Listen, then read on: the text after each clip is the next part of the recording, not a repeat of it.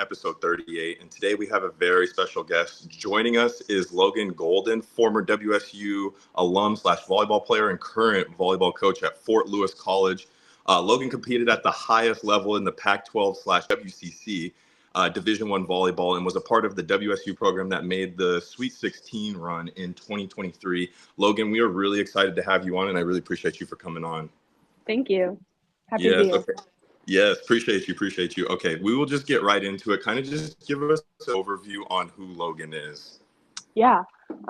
So I'm from a really small town in Washington State. It's called Castle Rock, right off of I-5. Very small town. We have probably a population 3,500, if that. I think we're slowly growing just because people from Portland and Vancouver are building houses and it's easy for them to just hop on the freeway and go. But yeah, very small town, kind of grew up playing everything, very sports rounded family. So growing up, we were told, you know, you're going to play every sport you can. You're from a small town. You're going to help everybody out. You're going to play every sport, whether you like it or not. And I think it was probably the best thing that could have happened to me, but it's kind of who I am. Most definitely. Okay. You kind of touched on your family. Kind of give us like the overview on your family and maybe some values that they instilled in you growing up that you still have to this day. Yeah. So family of four, me, my older brother, Dakota, he went to WSU, and then my mom and dad, Tom and Tiffany, they went to Eastern Washington. My mom played volleyball and my dad ran track. And yeah, I think growing up, our biggest things were responsibility, respect. If you start something, you stick with it. And a big thing I think for us was just like grit and determination. From a young age, I just remember being put into all these different sports, but each one had a different meaning. So like soccer, I was not the best, I don't know how to describe it. You know how you do, everyone's as you're, a forward or midfield, you're supposed to be the people that can do the tricks or whatever to get around people. I was I'm okay. I want to be a defender. If somebody comes near me, I want to slide tackle them. I want to boot it. Give me the easiest job. But I think with a lot of different ones, for me, it was just finding values that you don't learn in the classroom and taking those values from your coaches, your teammates, and bringing them into a way that you can incorporate them. I think a lot of the times people just see it's just a sport. You go there, you practice, you play your game to the best of your ability. I think it's one of the biggest classrooms in this world that are mistaken, I think, by a lot of people. And for me, I think that's where I thrived the most was on the field, on the court. And you don't get to learn those life lessons half the time in the classroom where you're just learning history, English, math, You played growing up? My favorite sport, it started out as softball, I won't lie. And then as I got older, it turned into volleyball. Okay. When did you know that you were decent at well, obviously more than decent, but you were really good at volleyball and that you could take it to the next level? I would say probably around high school. I started to realize some of the people I was playing with, I felt like I wasn't being pushed enough. So we changed clubs middle of my high school year. And I think that's where I really knew that I could go and do not whatever I wanted, but I had the potential. If there was something I thought I was capable of, that I could achieve it and really go for it. Okay, so before we get, because we're gonna tackle that, and I got some questions for you. Who were some of your influences growing up, non-sports related? Yeah. Or it could be sports related if you have sports people that you looked up to, individuals. I was gonna say definitely sports is where most of my people that I looked up to were. I would say a lot of my coaches growing up, my softball coaches, just their demeanor and how they carried themselves, I think is what I really bought into. especially my last club coaches before I went to college. Just like very well-rounded, respected people. And I think just the amount of people that you could say their name and they knew who they were and they were like, oh my gosh, like they produce like awesome players. Just, I think that, but not only like people being credible, I think just knowing what they're doing. And you can tell just by the way that they would have a conversation with you.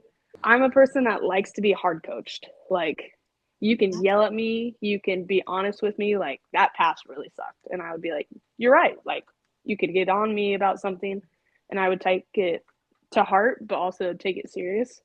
But I feel like that's also how I was raised.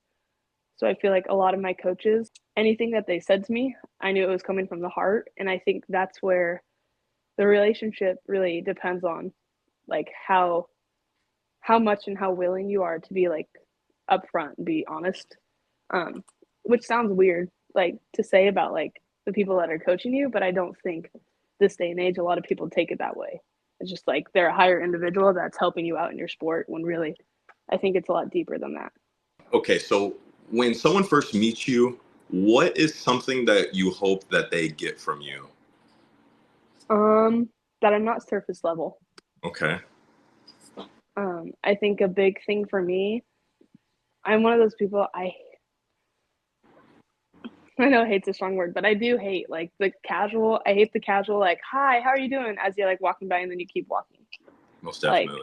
that's like one of my biggest pet peeves and people do it all the time and it drives me insane. Like I would rather be walking somewhere, stop and see somebody I know and stop and have a conversation for like 5 or 10 minutes out of my day and then, go on with my day, but to me, I think it's not beneficial when you're just like telling people about your day. How's your day? How's it going? For me, building relationships with people is one of the most important things for me, not only because you never know when you'll need it another time in your life, but also for me, it's fun to like have connections with people and be able to reach out to them whenever I want and just, how are you doing? How's your family? What have you been up to? Um, and I don't think a lot of people do that. I think a lot of bridges get burned, along your way. And I think it's important to not only like continue relationships with people, but also um, it's fun to come back to the people. Like when you're at a young age, your coaches, when you were like T-ball or like 12U and come back and just like be able to talk to them and, you know, um, I don't know, give back. I like that. What is something that you are proud of that maybe doesn't show up on a resume? Ooh. Um, I feel like I could take this a lot of different ways. If you got multiple, we're all ears right now. So I would say just the type of friend I am. I like to be somebody that's dependable and anyone can call at any time of day. I will pick up, I will be there for you. I think another thing too that's a different topic would be how fully present I am in something I do, I guess I would say, whether in the classroom, on the court. what is a maybe like a small daily habit that you have that you swear by? Ooh, mine would probably be my calendar. Like, my mom's staying right here, but she was probably one of the people that first like brought it up to me. I'm very like OCD, and so I have to do things like not a certain way, but like I have a way of like keeping track of things, making sure like things get done. And I think that kind of started with my daycare lady growing up that we went to. She was very OCD, and I picked it up from her. But um, I have to lay things out. Like if I don't update my planner every Sunday, if I don't put something in my calendar as soon as I know about it, I am out of whack. I'm out of my routine. Like it drives me insane. So I think a big thing for me is just like being on top of things and making sure things are done, things are in place. Like, okay, I have this today. I also have this today and this today. I'm going to go to this first. Then I can hit this place before I need to get to my next thing. Like, I have to plan out my day as soon as I wake up. Otherwise, I get stressed. I don't like running on low time. Like, I need to make sure I have the time I need to get everything in place before going about my day. Let's talk about what you went to school for and kind of what you're looking to do with your degree as well. When I first started looking for colleges, I wanted to be a radiologist tech and take like the x-rays. Like, I thought that was the coolest thing ever. Like, growing up, I have the most accident prone grandpa, and he would get something broken every other month, I swear. So like, he would come back with his x-rays, and I loved that. And I was like, oh my gosh, this is something I really want to do. And then as I got into looking and knowing that I wanted to play volleyball, I realized a lot of programs required hours that you had to get, like prereq hours. And with my volleyball schedule, it wasn't going to be attainable. So after that, when I first got to WSU, I realized, I was like, you know what? I really like designing rooms, putting them together, like helping people make things feel like home. And so I was like, maybe I should go into interior design. So that's what I started out in, like the first semester, year, I can't remember. And then I was like, okay, like this is really fun for me, but I don't have like the creative hand to like, I didn't realize how much drawing you had to do and like sketching of like rooms and houses. And I just remember calling my parents all the time and being like, I don't know how I'm going to do this. Like, I love it so much. I love the classes I'm taking, but I'm like, I cannot sketch something to save my life. And so they're like, change your degree before like you get too deep in. And I was like, okay. And so a lot of my teammates were in the sport management program at WSU, and they were talking about how much they love it. They love their professors. It's very hands-on. Like, you get to put together projects and then see them come to life as events and have other classmates and people across campus come to them. And they were just telling me how you can use it for different avenues in the sport industry. And I think that's when it clicked for me, like, this is a way for me to give back in the industry that has shaped me into the person I am today. And so I started taking those classes and graduated with my undergrad in sport management. And then I had my grad year, and I was like, I don't know what I'm going to do.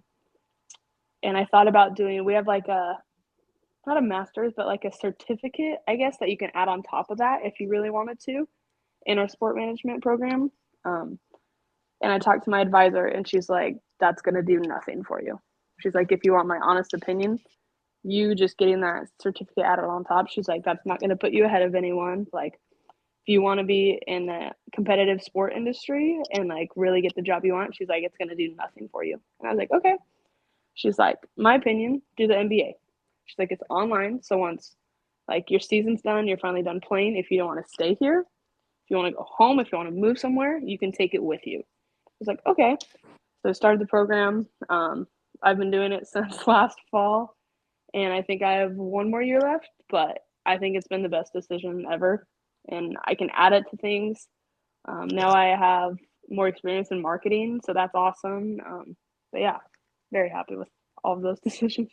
Okay, so a lot of people that listen to this, we all grew up in Spokane or around Washington, Montana, Idaho. So we all grew up knowing that WSU was one of the top like party schools, and it's like so much fun to go there and everything. Obviously, I know you were in the books and you were focused on just volleyball in the books, but do you have like maybe like some good stories that maybe happen that you think about every once in a while that you can share, obviously? Yeah. No, we were just actually at a family dinner last night, and I brought this one up. Me and some of my teammates, so our freshman year, COVID happened. So when we came in, they weren't sure if our season was actually going to happen.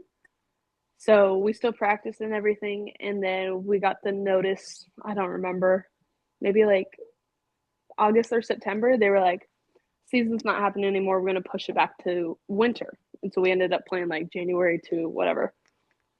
Well, with that, so every day we'd wake up, we had testing at 5 a.m. We'd go and get tested every day. As soon as you knew that you were fine, you would go to practice, or like you would have your classes and then we'd go to practice. Well, protocol at the time was if you tested a positive, whoever you were around, you had to tell the doctor that called you when they told you were positive, and then they had to quarantine too. Well, I remember we had quarantined or whatever, and it had snowed really hard, and we were like, let's go sledding behind the soccer field. So our soccer field at WSU is like a pretty steep hill that just drops off the back of the soccer field, which is really weird. But and there's a neighborhood behind it, and the road kind of like curves behind the soccer field and keeps going. We're like, let's go sledding. So we haul off our sleds, and we're just going down the hill trying to make our trails. And two of my friends hop on this like saucer that honestly should be just for one person. They're like, let's pick up some speed. And we're like, okay. And so they hop on, they're headed down, and they're hauling. And halfway, it like turns, and they're going backwards now and can't see anything. And we're like, oh shoot. The roads at the time were ice. Like, I think almost all of them. So when they kept going, they hit the ice and shot across. And our one friend on the back just slammed into the curb, and she just laid there. And we were like, oh my God, she's paralyzed. Like, she didn't move. And we ran over, and she's like, guys, I think I cracked my tailbone. Like, I don't feel good. But I will like never forget that. It was so fun up until that point. But I remember going back to we had treatments the next day, and so we went into the training room, and she could barely walk. And our trainer's like, what's going on? We're like, well, we're gonna need to step into your office for this one. Because it was like written into our like team contracts that we signed, like no sledding. Yeah. And we were like, and we told her, and she's like, you guys are the dumbest people. Like, why would you do this? We're like, it was fun in the moment. I was like, it was fun until the last run. Like, but that was probably my favorite one. Mostly, there's so many different ones though. Do you have like maybe like a team bus experience or maybe like a hotel experience that you could maybe share, like maybe on the road or something like that? Ooh, let me think. I remember this one time. So coming back from travel trips, they would try to get us in on the last flight because I knew some of us wanted to go out once we got back. And so we used to get so mad. Like we'd get the itinerary, and it was like flight in from Seattle, land at midnight, and we're like, mother, like seriously. So I remember this one time. I think we ended up flying into Spokane, so that meant we landed sooner. And I remember on the bus back, I remember the upperclassmen were like, if you want to go, let's start getting ready on the bus. Like, get your makeup out, start putting it on. And then when we get home, we'll just change and go. And we're like, seriously? They're like, yeah. So I remember us all getting out our flashlights. Like, whoever had mirrors, like, we were using mirrors and just getting ready. And I remember our coaches being like, what are y'all doing back there? We're like, oh, we're just playing, like, Mafia or, like oh, okay. And then we get off the bus, and they're like, you guys all look pretty put together for people that just traveled for, like, 6 hours. And we're like, oh, yeah. But probably that. I mean, we were always goofy. We tried to see how many people we could fit in the overhead bus carriers for, like, your bags. Okay, but what was the most you got up there? Oh, I think we got like 3 or 4 before our coaches started yelling at us. It was like one of our night drives, so like they couldn't really see us. And then once they figured out what we were doing, they're like, get out. They're like, seriously? Transition off of that a little bit. Kind of give us, you kind of brought it up a little bit. I wanted to talk about COVID a little bit. You were a COVID baby. You played during COVID. Kind of explain what that was all like. We obviously watched all of you guys. I don't want to say lived it through you guys, but we all were like, we were all in it together. So kind of explain that time for you guys. It was really crazy. So my senior year of high school, we stopped going to school in, I think, February because of COVID. We transitioned to online, and then we had to report early for volleyball for WSU. So I went in June, moved in with my brother at the time because he was still living there. Because we weren't allowed in the dorms yet. Like, they were still trying to figure out COVID protocol for people that lived in dorms and everything. And so our coaches put whoever didn't have people to like stay with while you were there in the summer training, they put them up in hotels. So they lived in hotels We tested every day at 5 a.m. If you were good, you were good. We went to weights at, I believe, 5:30. At the time, you either, if we were in the weight room, you were, these four, was it 4 people? No, half of us. So 8 of you, you're in this first group, you're going to go at this time. After you're done, you're going to sanitize everything you touch. That has to lay out for 30 minutes before the next group comes in. If we weren't in the weight room, we were on the football practice field, and it was awful. We would be up at the butt crack of dawn, and the sun would perfectly hit the library, and it would bounce off the windows and make the turf like 20 degrees hotter, and it was awful that early in the morning. And I remember we would condition all the time out there. So we would be doing lines, we'd be running sprints, we'd be doing sled pulls, and all with masks on. So like nothing we did with anyone, you didn't have your mask on. Weight room, running, practice. So we had to practice with our masks on all the time, and it was awful. And if it fell down, you got yelled at, and there's just people watching you like a hawk. So I think the hardest thing was just like learning to breathe with our masks on. That was the worst of it all. But yeah, that's what we did in the summer. Since you can't have your coaches with you, we would be in groups again. Each group had their own ball cart with like color-coded balls. You'd wipe them down after every session. They'd go in the closet and wait to like, I don't know, be sanitized and good to go. Next group would have their ball cart, same thing. And then once we got into practices, everything was kind of normal. You just had a mask. And then same thing. We had testing protocol all year. If you were out, you were out in quarantine, and it was not fun because you just had to stay at home and sit while everybody else was enjoying practice. But other than that, oh, keep going. No, sorry, keep going. I was gonna say the worst was probably traveling. We'd have to wear the huge. I wonder if I don't think we have one here, but we had to use the huge like K19, K whatever, like masks that they use, like for like surgery. The Donald Duck masks. Yes. Oh, and they were awful because they weren't that like the strings that went behind your ear weren't that stretchy. So like some of us had little ears. Our ears would be like this, like through the trip.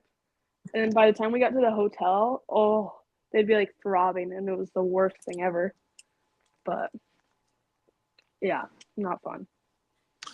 What made WSU the right fit for you at that time when you were going through everything? How did you know that WSU was the right fit? And then you were there for 5 years, correct? Plus Yeah. 4 years plus a grad year. Yep. What made you come back every single year? I think before I even knew that I wanted to go, for the longest time, I don't want to say boycotted it, but I would get mad because we had a lot of people that just assumed before I even like started, like voicing that I wanted to like go play volleyball somewhere. Everyone we knew was like, "Oh, you're probably gonna go to WSU," and I would get mad because that's where my parents went and everyone in our family.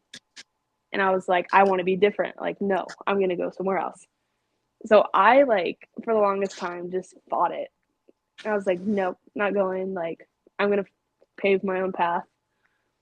And then once I got noticed by them, talked to the coaches. I talked to our associate head coach at the time. My recruiting call with him was 3 hours. And we just chatted it up, and we were always talking nonstop. Like, and it was the craziest thing ever. I remember being on that phone call and looking at my mom and being like, how long have we been talking? And my mom's like, a little over 3 hours. And I was like, you're joking. But it was just so easygoing. They were super easy to talk to. I knew going into it, even as a walk-on, I knew that I was going to be like taken care of and seen, if that makes sense. What was something that maybe the regular person would not know? Maybe some gear. Maybe Mhm. there's like I don't know. Maybe there's something that regular person would not know about. Um, this might be a funny one, but like suitcases, like you get the full get up to travel, and that was probably one of my favorite things because I was like, I get to take this home after. So it was like that was cool to me. I want to say shoes, but like not really because like we weren't a school that wore like basketball shoes to play in. Like we wore the generic like volleyball ones that Nike Yeah. produced. Um, I mean, still kind of cool. I think actually one of the cooler things would probably be one year we got to test out new shoes that Nike thought about dropping but hadn't yet because they wanted different athletes to try them out all over and then get back to them. And I got picked to be one of them, and that was pretty cool to me. So like every day we'd hop on, they had an app for us, and you would go through like, how's the court traction today? What would you change about this thing? What were your thoughts on this? How do you like this on the shoe? Um, and we got to give our feedback. So that was pretty cool. And then they ended up dropping them, and we were excited because we enjoyed them so much. Um, Gear wise, I think travel fits were cool just because you got the whole like zip up, the travel pants. Sometimes our travel shoes were cool. Sometimes we were not fans at all and tried to get away with wearing our own. I think, I mean, to me, gear always cool. Um, Tons of practice shirts, but I think my favorite, I would say, the places we went to eat at. Still to this day and age, I think it might have been because our coaches were leaving, but my true senior year, we ate good. Like steakhouse, Brazilian steakhouse, where they like come and they like shave off the meat and they're like, you want more? And you just keep going until you're like stuffed. I mean, those were always fun. We had a good group, so like any activity we had together, we always cherished. But ooh, European trip. I think that was one of the best things we probably did. Please explain the European trip for the ones that don't know. Yeah, we went to Europe for, I want to say, a little over a week, but not a full 2 weeks. I think it was 12 days. Um, so we went out, we flew out, we go, and I think we played 3 or 4 teams total. Um, but the whole time you're there, you don't, at least our team, we didn't practice at all. We went and played, I believe, like a upper age club team there in Greece. Then we went and played national team, Montenegro, and then we played another higher level club team in Croatia. Um, and that's about the only playing we really did. Other than that, we got to see a lot of sites. Like we went and saw, ooh, I might draw a blank, all the Greek gods, the Atropolis, however you say it. I think it's Atropolis. Um, we saw You'll probably say it those. way better than I can. No, I only saying it like I think that's how you say it because we used to make so many jokes like about the name. Like we would turn it into different ones. So then half the time we wouldn't say the true name. Um, what else? We did tons of sightseeing. We got to take sailboats out one day. That was a lot of fun. We just spent the whole day on the water. Got to jump off the boats and just swim around. And there's so much salt in the sea that you just like float. What else did we do? We went to little islands, got to walk around them, try their foods. A lot of just like sightseeing, doing your own thing. We just went off any time of night and just like went to the convenience store. I remember one night, um, we had a lot of foreigners on our team. Almost honestly, half of them were foreigners. And so being in their side of the world was a lot of fun, especially with you had them with you. And they'd be like, you'd go into a store and you'd be like, oh, you'd be reaching for something. They're like, no, no, no, not that. And they'd take you to somewhere else. They're like, these are a lot better. And so just like being able to go to foreign countries and then have people with you to like know the experience and know like no, like this part like is Americanized, like you need to go here, and we go check out these cool like unknown places that people haven't been to. I think that was a lot of fun to like be in their world and like get to check out things that you don't see all the time in America. So to me, it was cool. Like I would go back in a heartbeat. I think that was probably my favorite thing. Did you see any difference in the competition level being down there as you played the national team and a couple other teams as well? Um, I think it depends what level. I think the level we played, um, I think it wasn't as serious as where we were, except for the national team. I think that was the team that we really had fun competing with. Um, so I think for them, a big thing, I don't want to say is so much as different for us, but I think definitely a lot different than at least the way our team played the style of volleyball. Um, so like our system was all fast, like fast tempo sets as quick as we can go. And I feel like the national team that we played, everything was high, like super high. So for us, it was finding a way to like slow down our game and like wait. Whereas we were so used to like Pac-12 play was fast.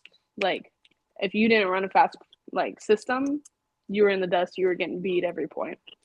So I think for us, that was a huge struggle because we had to relearn like how to slow down our game in order to speed it up on our side and send it back and then wait again.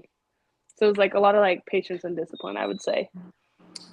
What is okay for someone that's coming to you like as a player and they ask you, what is the biggest difference between going from high school to Division One? I think it's a lot of different things going from, I think a big one is time management. Not a lot of people realize how much of your time is taken away from you. Um, you got to find time throughout your day to get the stuff done that you want to. And I think that's a huge misconception of coming from high school to college. The time that you think you will have on your hands, you don't. You have practice for like 3, 4 hours, then you have to lift, then you have to worry about going to school, then after that you have to get your homework done, and then it's like boom, day's over. Like time to go to bed. I think a lot of people don't realize how time consuming sports and college are, along with academics to go with it. Um, I also think the time dedication. I would say responsibility. Like at the end of the day, it's a job. Like it's not a sport. Like you show up, you do your job, you make the team better, you get better. Like that is your life. And I think a lot of people just think it's like you get to go and play the sport you want when there's a lot more pieces to it. What was like maybe a, I don't know, maybe a practice moment that changed your approach on the game? Or maybe a game moment that maybe changed how you looked at the game? I think when I realized I could still make an impact even when I wasn't on the court.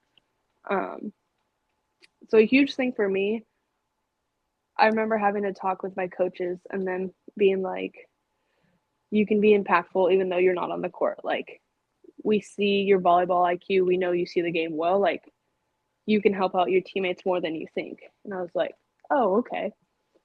Um, so I think for me, it was just talking to my coaches because I think going into college, I didn't have that confidence really. I think for me, it was easy to have confidence being with the people I played with in like club and everything, just because not I knew that they saw me, but I think they knew the type of leader I wanted to be, even though I wasn't as like vocal as people wanted me to be. So I think going into college, it was a new atmosphere. I was super nervous and shy, so like I was the quiet one for the first like few months my freshman year, and I think as people got to know me personally, they realized I was a quiet leader and I wanted to help people out, but I wasn't going to be the vocal one to be like yelling at people and telling people what to do. It was more of like I became a person that people came to me and asked what I saw.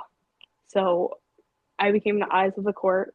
Um, anytime my teammates would come off the court and they were struggling or not struggling, but needed a new shot to hit, what was open on the court, I was the person that was like, hey, I saw this. This person's moving back and shifting now. look for this. They're like, oh yeah. So that to me, I don't want to say that was more fulfilling than being out on the court when I was a underclassman, but it almost kind of like fulfilled my thoughts of I'm not good enough to be here. It kind of like pushed them away, if that makes sense. Because I think going in, I had a lot of self doubt and was like, why'd they pick me? You know, like they could have picked any kid to come and walk on. Like, why me? So I think that kind of helps me build my confidence and then like work my way onto the court. Most definitely. Okay, what was something that you struggled with the most in your early college career? Communication. And not just like talking to people. I was a very quiet player. Growing up, I knew I was. I was always told you need to talk louder. Like I remember I had this 12U coach, um, and she would ride me like no other. Like you gotta open your mouth. I'm gonna bench you. I'm like okay. I'd talk for a little bit, and then she'd be like, "You gotta open your mouth." Like I was just always told growing up, I need to talk more. I need to be louder. It's not that I wasn't talking; people just couldn't hear me. So going into college, I already knew that. I didn't realize how soon and how much more I needed to do it until probably my second, third year, which is crazy to say out loud, but it's so true. But I think once I started doing that, I was starting to see the court more. My coaches are like, finally, like you're doing what you're being asked, like. And I think looking back now, I wish I would have done it so much sooner. Okay, so I have a couple games, and I kind of just want your thoughts on the game. You guys beat Texas in 2023. Uh-huh. What was that like? Obviously, we're all, I mean, if you're a college sports fan or anything, you know who Texas is. Texas is one of those blue bloods. Like, kind Mm-hmm. of explain that. Holy cow. It was the most surreal moment I think I've ever been a part of in sports. That place was packed. There was no room at all anywhere in any seat. Every one of them was filled. The atmosphere was insane. People were yelling all the time. Um, I remember, so at the time, well, not at the time, the head coach for Texas, still to this day, his ex wife played at WSU. Mm-hmm. So, and she came and gave us like a pregame talk and everything. And I remember we wanted it so bad because, like, at the time, year before, like, they were national champs. So our mindset was like, let's take down the national champs. Like, that was our thing. And then the ex-wife coming and supporting us, so we were like, oh, let's keep stacking things, like keep stacking reasons why we just want to take them down, all these things. That year, that team, I think what we created, the type of demeanor, how we carried ourselves, I just remember in the summer, maybe it was preseason, just something clicked for us. It was just kind of like a why not us mindset. And I think as a Coug, you realize the longer you're there, I think we're a very much underrated D1 school. And so for us, I think we kind of like had a chip on our shoulder going into that season. How much teams underestimated us and just used that to our advantage. So a lot of the times, honestly, we just kind of treated it like we're going to run into a brick wall because one person on our team wants to do it. If she wants to do it, we all do it. Like, type of thing. So like if one person started something, we were running with it no matter what. And I think that carried that team. About Oregon, that same season, you guys beat Oregon. What was that like? Oh my goodness. For us, I think that game to us was worth so much more than beating our like actual rival. I think they were always a school. I think at the end of the day, we always wanted them to be our rivals because we treated that game so serious and it was always personal. And I don't know why. I mean, I know the last 2 years why it was personal because we had people transfer there, so it made it even more. But I think that game in particular, we had an old teammate on there, and she was really good. And I think our coaches took it more personal than us. So we were kind of riding their wave of energy. And our coaches that we had at the time, the Greenies, I think when they were fired up, there was no way that we couldn't be, if that makes sense. Like the energy that they brought, we always brought 10 times more. So going into that game, we knew the stakes. I think we came out hot the first set. And I remember we were like, holy crap, like we could sweep them. And then I think they came back and won set 2. Mm-hmm. And then I think we won set 3 or maybe set 4. And then it took us into a 5th. And I don't think there was ever a time, even the sets that we lost, that we thought we were going to lose the game. Because I think we just kept hyping each other up. I remember being in timeouts and we would just like, not be like yelling at each other, but be like hyping each other up. And I think going into that game, any point we got, it was like we won the national championship. And I think that just propelled us forward and pushed us to win that.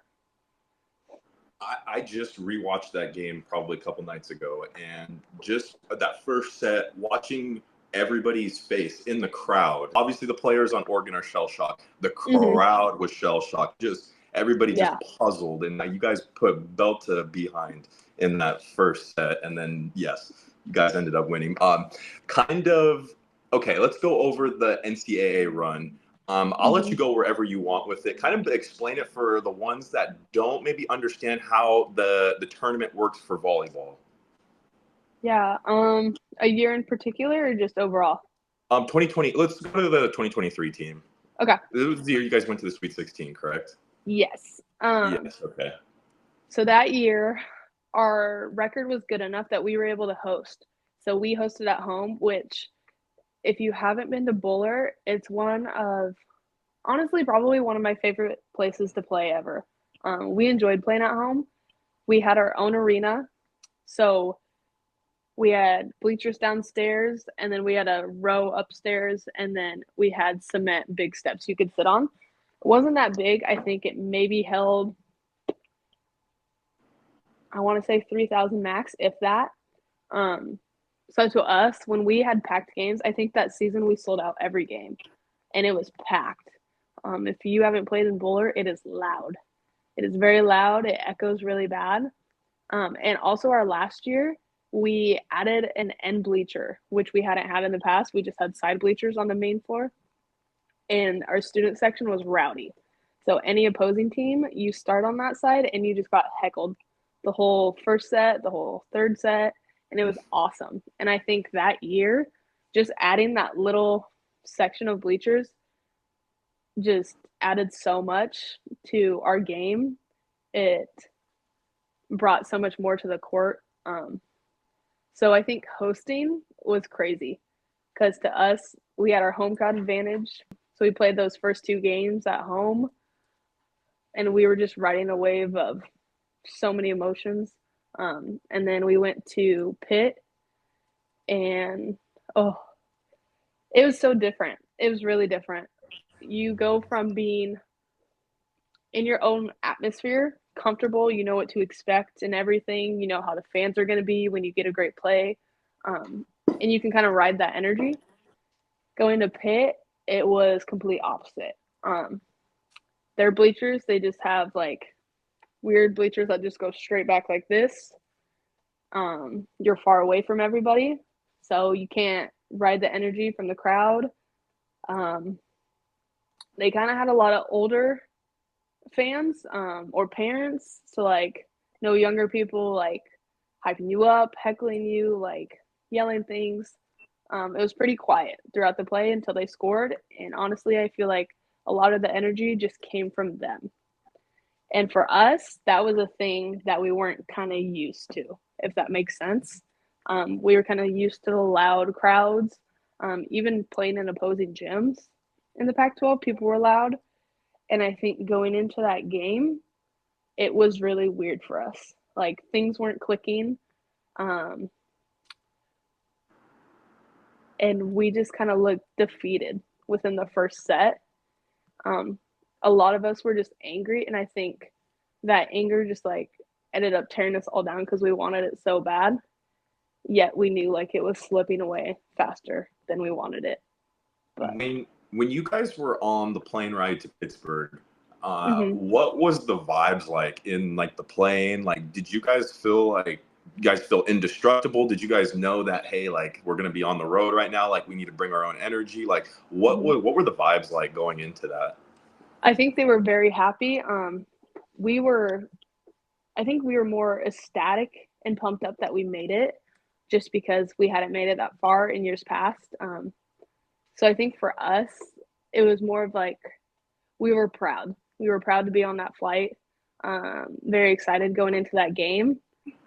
And then I think within the first few points, we were like, I don't want to say doubting ourselves, but it kind of seemed like we were like, are we meant to be here? Like once we started playing. Um, and I think it kind of took a toll on us. But the plane ride there, I think it was awesome. We were able to celebrate with each other, but also like we knew we had to take them serious and they weren't just going to hand it to us. Most definitely. Well, and Pitt's no joke either. I know Pitt's all. I Yeah. don't Pitt. I feel like every year is really good. I'm a big Nebraska Cornhusker fan. My family's Yep. from Bellevue, so we're big volleyball fan of Nebraska and things like that. So I always feel like it's always like Texas. It's always like Pitt. It's Yep. always what is it this year? Texas A&M. That Or one is was Texas crazy to Tech? me. Yeah. Yeah, when Nebraska, I was so I like Nebraska volleyball, so I've been watching a lot more recently, and it was hard. It was hard on me watching that game, and just because I felt like Yeah. we were running roughshod on everybody, but Mhm. yeah. So I feel like it's always the same teams, but like not the same teams, but I always feel like Pitt is always really good. So I mean, there's no shame in that for sure. When it comes to like gear and things like that, do you guys get extra gear during the NCAA tournament? And how does that all happen? Do you guys get like a catalog? Is it just like given to you? How does that all go? That's funny you say that. My mom was just actually asking me this the other day. Um, I don't, and I could be wrong, but I really don't recall us getting new stuff when we went to the tournament. Maybe like a few new shirts. I don't think we ever got new shoes, or like anything. Um, so I think I remember when we got back from the tournament and like came back in the spring, they got us like tournament sweatshirts. Um, but that's honestly all I can remember. My favorite part though, like you said, the catalog, we got a catalog for making it to the tournament. So the more you kept going, the more points you racked up. Really? So Okay. we would get home and our equipment person would send us the catalog and be like, here you go. You have, I think it was points or like tiers. It's like, you have this many points. These are the tiers you can use. So, like, I want to say there was like 6 tiers. And as you went up in tiers, it got more expensive. So it was like, honestly, if you wanted to buy things in the 6 tiers, I think you were able to buy 2 things. But like, it kind of just went like that. Like, if you were in tier one, you could probably get 6 things. And that was my favorite thing.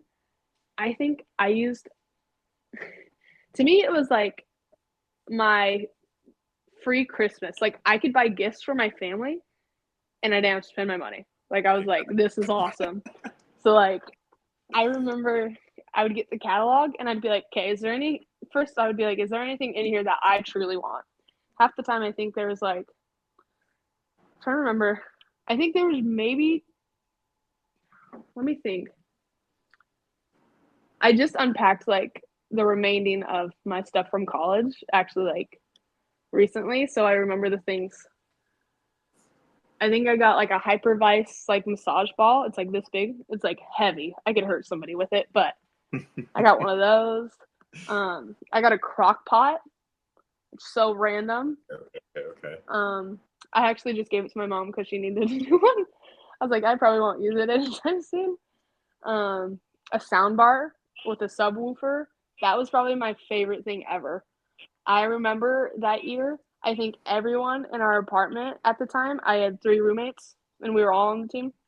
We all got it. So anytime we would want to have friends over, we would connect all of ours together and our house would shake. And it was the best thing ever. It literally felt like we were having a concert. It was awesome. What else? I honestly think, I got a mini like travel speaker. Other than that, I like to use it to get gifts for my family. I think that was probably the best thing about like postseason gifts or like things we got was just using the NCAA catalog.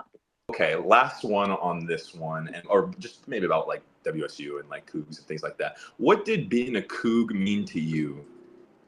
It's hard because I feel like certain schools understand it. I think a lot of like I know the Texas schools get it. I know they have a pretty loyal fan base.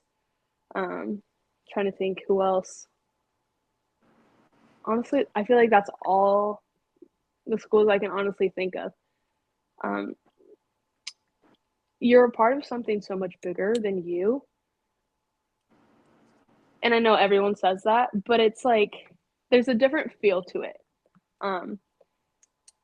I would say we have one of the most friendliest fan bases. If you were to go to any alumni, any donor, anyone, they would do something for you. They would help you out. They're always there for each other. I think a big one for us, like we like to be, I don't want to say we like to be known, but I think we're one of the most like underrated underdogs in Division One. So I think we just kind of ride that wave of no one expects us to do anything. And it's like everyone doubts us. So I think that you don't feel it until you're a part of it. So it's like I tell people and they're like, yeah, okay, whatever. But until you're in it and you're a part of it, it's like one of those, I don't want to say like sacred, but that's kind of what it feels like. It's one of those sacred things you can be a part of. But anywhere you go, if you're wearing the WSU logo, Go Cougs. I've been in the airport multiple times. I've been at the mall. I've been in a restaurant. I've been walking out and about, and people are like, "Go Cougs!" And you just yell back. Like, I think, and we're probably the only school that does that. Like, I've never heard anybody else be like, "Oh, like Beavs, go Beavs!" Like, no, Yeah. like no one does it. You're about to have some Eagle fans really mad at you, and you're going to have some UW fans really mad at you because you said that UW was not your guys' rival, or you guys wanted Oregon to be your rival. So there's going to be some hurt souls over in Yeah, Seattle. it's okay. I'll take that one. I mean, Most definitely. yeah. Most definitely. Okay, let's transition into your coaching now. Kind of explain the team that you guys have this season. Yeah. I mean, going into this season. Or this past season, yeah. Sorry, I'm speaking in. Yeah, no, you're good. It was. I mean, I'll be honest. We didn't have a whole lot of expectations. We were new coaches, both of us. We had never coached together. So I think coming in, it was pulling ideas from me playing because I was fresh out of playing, and then him with experience of coaching all these years, and just kind of throwing together our ideas. I think the game of volleyball has evolved too, so I brought a lot of new ideas that I had learned my past few years, and he kind of met me halfway, and we just kind of bounced ideas off of each other a lot. But we sat down before season. We knew coming into it, we didn't want to have crazy expectations just because we didn't know what to expect. He had been with some of the girls in the spring, but also their class schedules were so hectic that I think there's maybe 5 or 6 girls there all together during practices. So, I mean, that's kind of like hard to work with. And then I got there end of June. So it's like when I met the girls, we were running camp. So it's like I couldn't really get to know them. I hadn't seen them play yet. So I think going preseason, we had gotten to see them work together. And we were like, you know what? There's some potential here. Like, we could do decent. Like, we could probably hold our own against some teams. And then after our second weekend of preseason tournaments, I think that's when we knew I think we can really do something good here and make a name for ourselves. And I think once the girls realized the potential that they had, I think that kind of helped carry us through the season as well. And I think also as time went on, getting to know them on a better level, I think helped us build connections and help the team grow even more. But yeah, we took them from a losing program to their first winningest season since 2010. So over 15 years. We made it to postseason, which I think they haven't done in either the same amount of years or longer. We had one girl make first team, 2 girls make honorable mention, which I don't think has been done in years either. So I think a big thing for us, like at the end of the day, it's cool to get recognized, but I think for us, it was helping the girls get confidence back and seeing that they can hang with the people they've been playing for years. But at the end of the day, it's all about team chemistry. Because if you can't work together on the court and off the court, you're going to be able to do nothing. So I think for us, a big thing was just making sure everybody connected and saw each other on the same level, but also met each other and pushed each other. And I think we got a great group of girls that were able to do that. What is something about coaching that you were like, man, like my coaches went through that?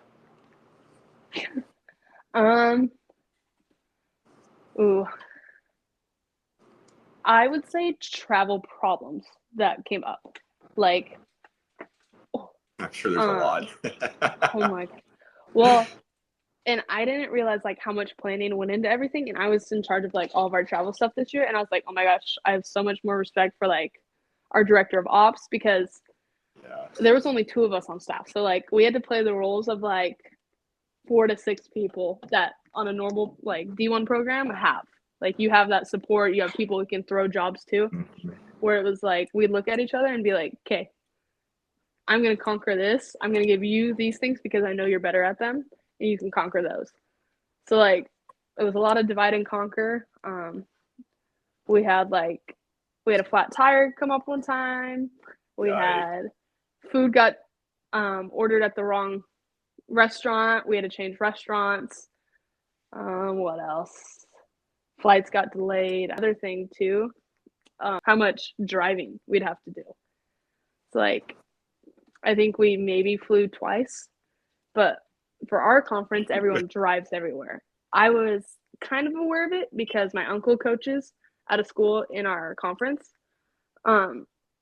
We drive a ton, like 6-hour trips. Like we would drive down the day before, Yikes. play our game that day, and then our game would finish at like 9 or 10. We'd drive 6 hours home. Like that to me was like a whoa, total shock because I was not used to it. I was used to like hopping on the bus. I can sleep. We can drive all night. Like, but yeah, I would just say a lot of travel, itinerary things, places not being ready. Yeah. What was the most difficult part of separating yourself from being an athlete and going into the coaching ranks? I would say being personable with people. Like I said earlier, I hate surface level. For me, at times, it was hard to separate myself because I feel I was so close in age to most of them. So to me, it felt like sometimes I was part of the team when in all actuality, I was their coach. So like, for me, it was fun at practice. I could make jokes with them. They could understand. But then there was times off the court when I was kind of like, I struggled because I was always so busy. So like I didn't have time to really make friends when I first moved there. So I think to me, they felt like my friends, even though they were my players. And I think that's the part that I struggled with. I think that's always the hardest part. I obviously don't coach at that high of a level, but I coach 14U kids. Mm-hmm. And, you know, like sometimes like we'll have conversations and not that I'm there. I'm 26, 27 years old. So I'm a little bit older than them, obviously. But like we still, I'm on TikTok, I'm on Facebook, I'm on all those things. So we have those back and forth sometimes. And I forget that, you know, I'm their I'm the one that we're coaching. We're not just here to be friends, you know. Right. So I always try to remember that, and that's always one of my hardest parts. So I love to ask that question. How do you find fulfillment in what you do now? obviously you played at such a high level for so long, and transitioning into what you do, how do you do it, and what is it? I think it all starts from why I do it. Like I said, I've learned so many life lessons through sports that I haven't learned in the classroom. And to me, that was so rewarding. And I think coaching for me has helped my wanting to give back and has fulfilled that for me. Seeing my players where they've started at the beginning of the season and seeing them progress into something that they thought they would never be able to do when we talked at the beginning of the season, to me, that's fulfilling. I also think telling your player something and helping them improve and seeing that happen in games is also so rewarding. But also at the end of the day, yes, it's about the sport. Like, we're here to coach the sport. We're here to build the program, make the program awesome. But also, you got to remember at the end of the day, you are influencing young individuals to go off and be ready to do their job that they choose to do for the rest of their life. Mm-hmm. So I think for me, not only is it fulfilling to see them grow as a player and as an athlete, it's also fulfilling for me to see them grow into the individual they're going to be in their life, post college, post, volleyball, sports. Because I think a lot of people don't realize how different it is once your sport stops and you graduate. Okay.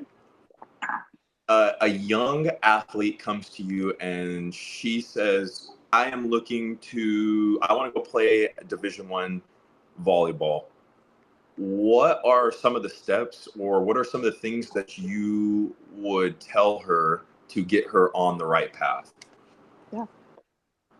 I think first thing for me is, how bad do you want it? Are you willing to put in the time and sacrifices that you're going to have to make? Are you willing to continue to improve yourself and up your game?